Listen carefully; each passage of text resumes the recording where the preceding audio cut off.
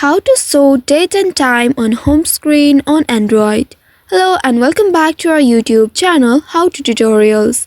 In today's video, I'm going to show you how you can show date and time on home screen. To do so, first of all, you will need to come to the home screen where you want to add the date and time. Once you are on the home screen, long press on an empty space on your home screen until options appear at the bottom. Here you will need to select the widgets option. Tap on it and now here you will need to scroll down to find the clock option. Tap on this clock option and then you will need to choose the clock widget style from here. Once you find the widget that you would like to add, simply tap on it and then tap on this add button. By doing so, you will be able to see the date and time on your home screen now. You can also customize it further if you prefer. Simply tap and hold the widget and then tap on the settings option. By doing so, from this page here you can change the background, color and other options that you prefer. So by following the steps, you should be able to display the date and time on your home screen. I hope this tutorial was helpful. If yes, don't forget to like, share and subscribe to our channel.